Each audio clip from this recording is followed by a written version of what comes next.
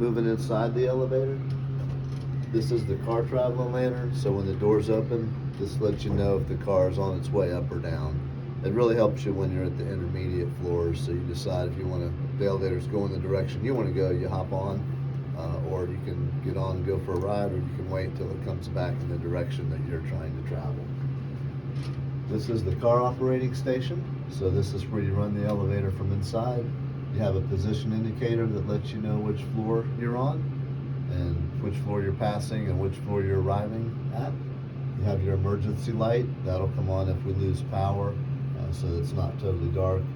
The elevator certificate frame, this just has a little small Allen screws that hold this on. Every year you'll have to get that renewed with the state of Florida. So with that process, we'll contact you, we'll help schedule an inspector.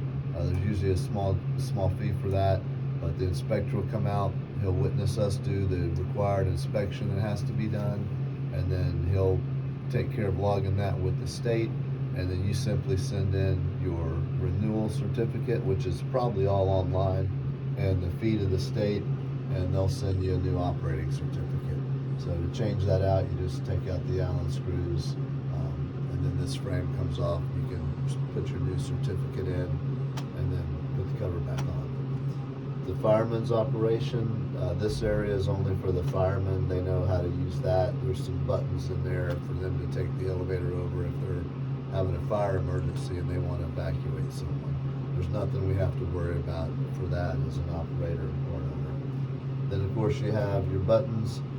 This is another fireman's hat jewel, so when the elevator's on fire service or you test it each month, this will illuminate just like the one in the outside in the hall station we talked about. Of course, you have your buttons. You can just press a button and it'll take you to that floor. Your number one has that star designating that's the egress floor for you. That's also, in case someone's visually impaired, that lets them know that's the floor that they can exit the building from. And then we have door open button, door close, alarm. So if you do have an issue in the elevator or it's stopped or you don't think it's working, that gives you a way to sound a little alarm, let someone outside know you're in the elevator. And then the emergency phone. So if you really are stuck, you press the door open button or floor button, nothing's happening, you can't get out, you can press this phone button and that will connect you with our SoundNet monitoring service, and they'll ask if everything's okay. There's a pre-recorded message that plays the address, excuse me. So it lets them know where you're at, which elevator and everything, and they can send help if there's an emergency. But you'll be able to tell them that if you're stuck and you're fine, everything's all right, you're safe, nothing's gonna happen to you.